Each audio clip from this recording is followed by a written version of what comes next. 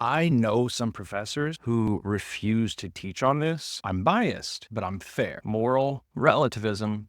Here it is, an unanticipated part 3. I didn't think I'd be making this, but there has been some feedback, which I really actually appreciate because this is not my area, my strong suit. I have to admit, some people are experiencing some gleeful schadenfreude, some sort of pleasure in the torment of seeing, me in the comment section. So with this video, I want to reply to some of those comments, look at them together with you. But I also kind of want to clear up some confusions as well. I've been learning a lot. I don't normally have to go into this level of nuance and explanation and discussion, simply because, when I'm dealing with introductory students, so let me just put it this way, actually. Got my notes here. Yeah, so when I'm saying I'm after moral relativism, right? So there was actually a very kind person who did a YouTuber who did a reply video of my first video, and I think he has plans to do the second one. And I reached out to him, and I think we're going to collaborate and do some sort of actual real-time discussion about this, which I think is really, really helpful because it actually helps when you don't just have one person there talking. You have the interview, you have the back and forth, and you're able to, oh, do you mean this? Is this what you're saying? Oh, that's not what you're saying. Okay, well, it gives people an ability to really, get clear about what they're talking about. So he, for example, and I won't do everything that every point he made here. Now, I guess we'll save that for the discussion. But one of the things, really important things he pointed out, is that it's not clear what particular form of relativism I'm talking about. He called it folk relativism. He thinks it's sort of this mishmash, hodgepodge version of relativism. I think that's absolutely right, because I think that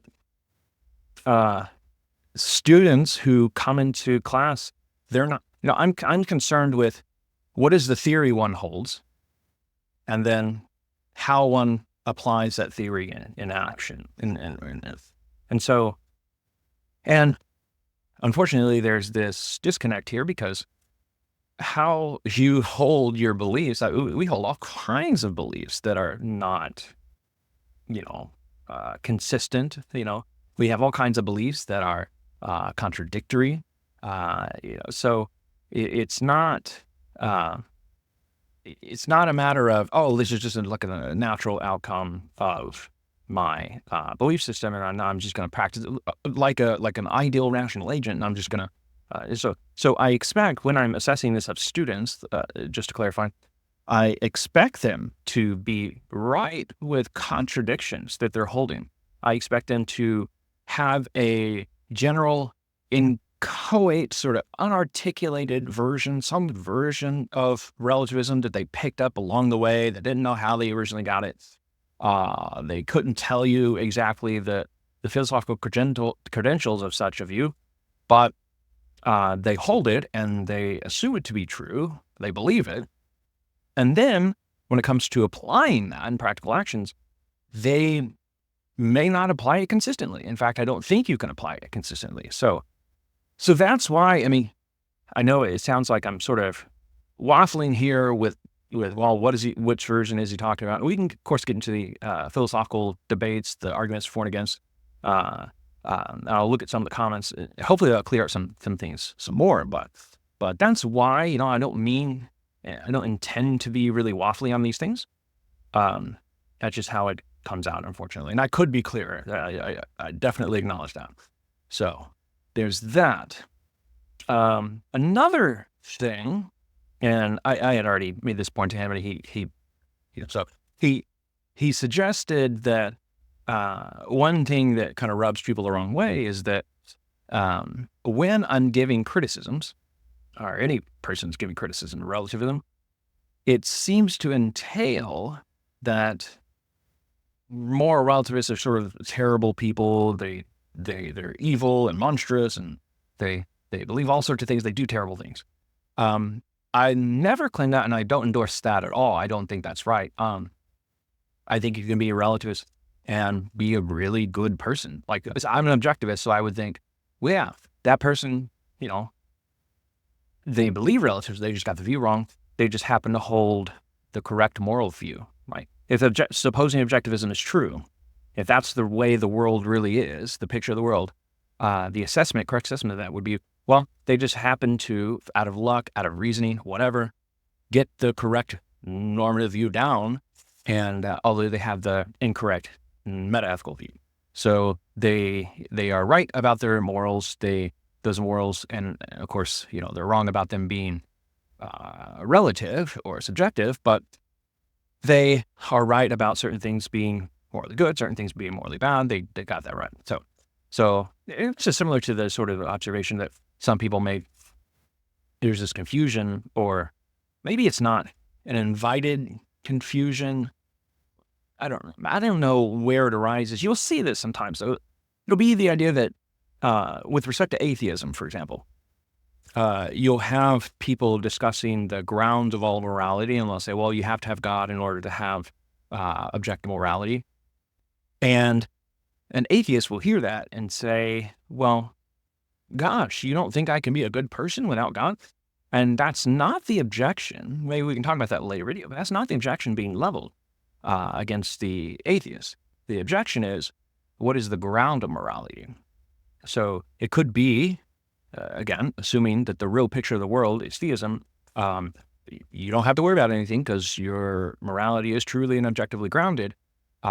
So you don't have to worry about anything. But if that weren't the case, there would be a real difficult, tough problem in explaining what it is that accounts for morality. So we can talk about it at a different time, but all that to say, and you can be an atheist and still be a really good person. You can be in any religion and still be a really good person. So, and anyway, now it's sort of like a parallel sort of consideration that pops up every once in a while.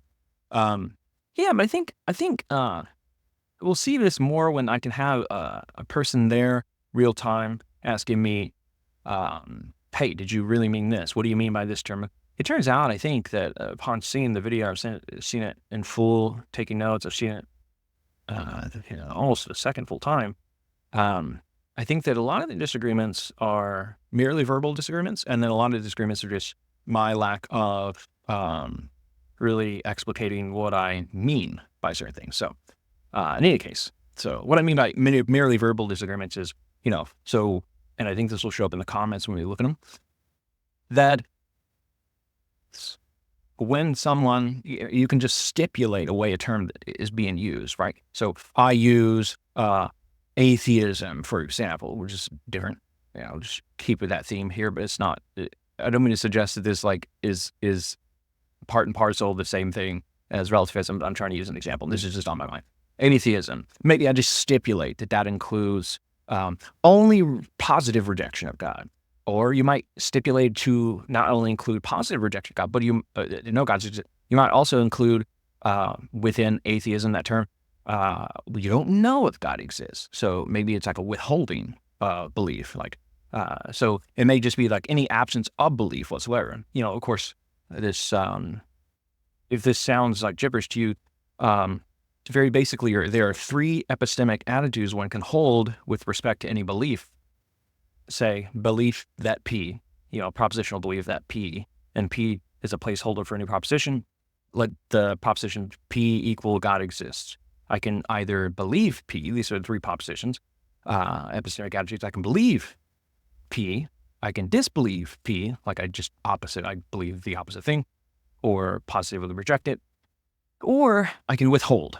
So all that to say, it could be that I want to just stipulate that atheism includes reject P, disbelief, and withhold P, or I could just say, no, there might be another person come along and says, no, I think the atheism, the term, just applies to the people who positively disbelieve P, right? And then the other ones I'm going to call something else. So, and again, this to explain what I'm discussing this is a mere verbal disagreement. I think this shows up, unfortunately.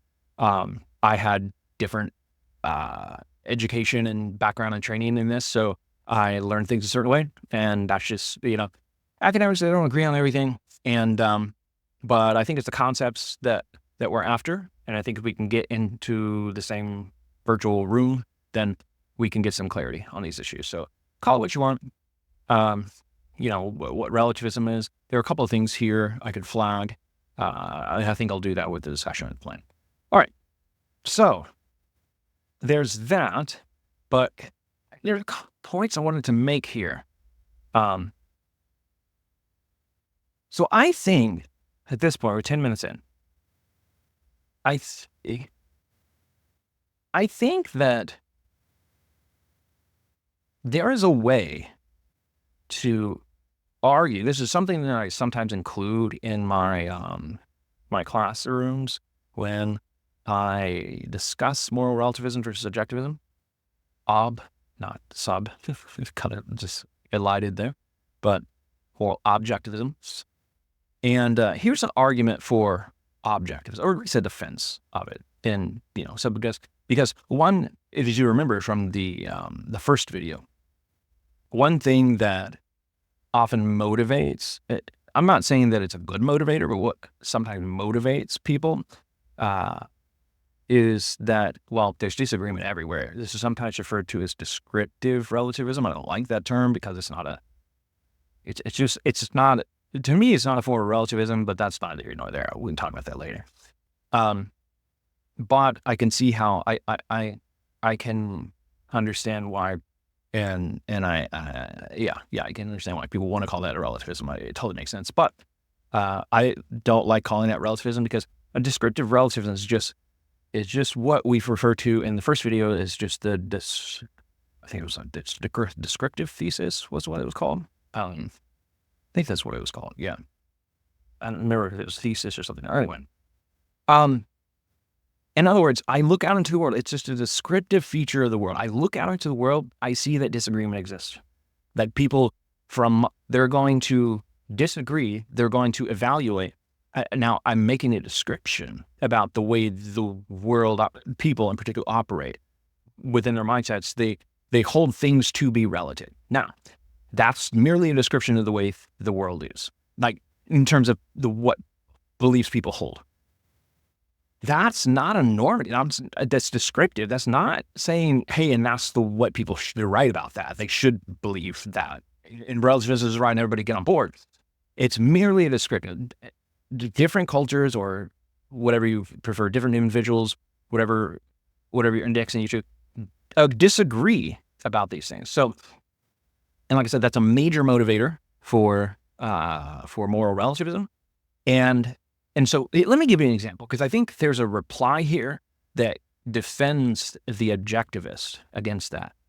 In the first video, I pointed out that it's just a terrible false inference to claim that just because people disagree about some domain doesn't follow from that there is no correct answer. Like we said in science, people disagree about the Earth being flat. Doesn't mean there's no right answer. There has to be some like objectively true or absolute answer. That's one way to reply to that. But here's an indirect way, is just to accept the descriptive relativistic sort of statement. Like, yes, people disagree, but there might be still something that they agree about. So here's an example. I like to use class. It is using the Attestupa. I'm laughing because there are certain videos that live as the Gen Zers say, rent free in your head, and I'll link it down below. But the past few days, like, and anytime I teach on this, I've been watching this video. Go pause this video, go watch it now. It's only like 2 minutes long. But I've been watching this video the past like couple of days in a row, like at least once a day, and it's one of my favorite videos. But it describes the Nordic Attestupa, and what they used to do in like medieval period, they would, in Nordic countries and the Viking lands, they would, when people got to an elderly age and couldn't be supported anymore, they would be led to a cliffside and made to do the Attestupa, to jump off a cliff to their death. And that sounds terrible to us, right? But like relative to that society, it seems like perfectly legitimate. Because it's an honorable thing. It's a matter of honor, Bjorn, isn't it? And And here's another example in Inuit. I think it's either Inuit or Eskimo cultures, or Aleut, I'm not sure, but I think it's Inuit cultures. They last known instance of this was early 20th century, so it's not done anymore. It's called sinocide. Cenocide. Same thing, same idea, but they don't have them jump over a cliff. When the elderly get to a certain age, they can't be supported by the community. They're dragged on the resource. They are put on an ice floe and then just floated off into the ocean. Of course, they're not going to survive that, and you're going to drown or die from the elements. We don't do that. We look at that and we think us in the U.S. or in your country, Europe, Western world, really anywhere, I think universally now we kind of accept that as like, that's terrible. Like, that's probably shouldn't do that to grandma. My great-grandma was 101. I got her picture back here somewhere. The little wallet size of her that the actual wallet size photo that she sent to my great-grandfather when he was in World War II. And I had them tucked away in one of my bookshelves there. But you imagine just like, all right, grandma, it's time to shiver to death. That's terrible, right? In our country, you might think, well, we're not that much better because we do put older, infirm, elderly people into nursing homes. But still, that's a better assessment, a better situation than having them jump to their death or worse. So it seems to absolutely confirm what the relativist wants to say, and that moral disagreement exists, at least the descriptive claim. Moral disagreement exists. And of course, I want to make the further inference that, there's no right answer. And this seems really tempting to be like, oh gosh, they do all things different. And, some cultures do cannibalism, some do other things. So, and that's totally fine within their culture. You get the familiar line of thinking. But the objectivist defense here would be to say, no, there might be this higher order objective, higher order moral principle that each one of these societies, the cultures are endorsing, applying it differently in its particulars, but at a very general level, they are endorsing something. So as an exercise in class, I usually leave it open. I'm like, what could be a higher order principle here? And you may be already thinking about it, but a higher order principle that, despite the apparent differences, jumping to their death, sending them out on an iceberg, or putting them in the home, taking care of. What is it? And here's invariably what they eventually come up with is, first of all, it's a bad thing to be a drain on the resources of the community. So community above individual. That would be one higher order moral principle that an objectivist could point to and say, that is universally affirmed. Another one could be that it seems to still be an honorable thing because it's ritualistic. It's not honorable, jumping to your death, but it's ritualistic. Think about the Inuit on the ice floes. They could have just taken an axe out into the middle of the village and just chopped them to death right in front of everybody. But they didn't do that. They did it in a ritualistic way. It's a matter of honor, say the Norsemen with the Attestupa. It's a matter of honor. So there's this thought system that they all share that is an honorable thing. It is a good thing that you are doing. It's a respectable thing, right? So we in the U.S., it's not as ritualistic, but we certainly wouldn't leave grandma out, overnight outside in the winter.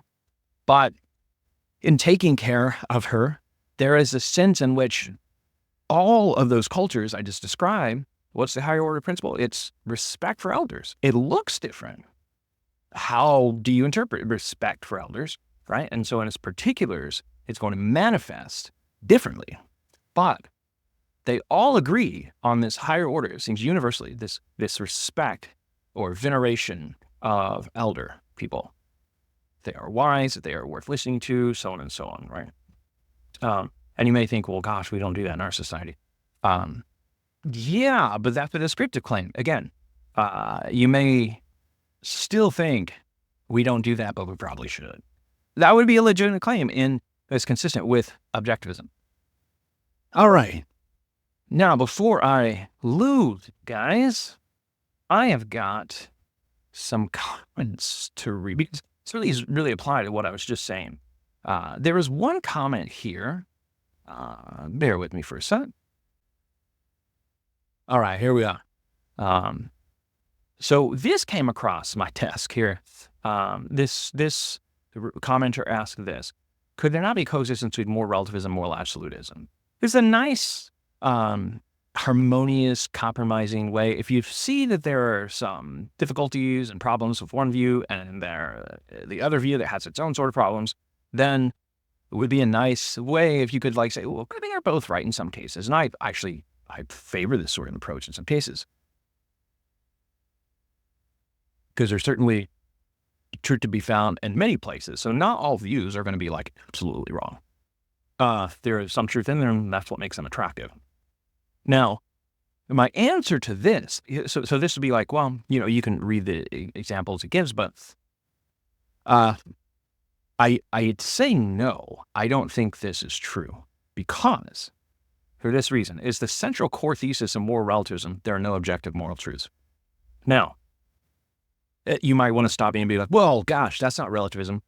Again, I think that's a merely verbal disagreement. What you are hearing, when I say relativism, you might, in your verbiage, use the term absolutism or what have you. Sorry, not absolutism, but subjectivism. Whereas I reserve the term subjectivism for another thing.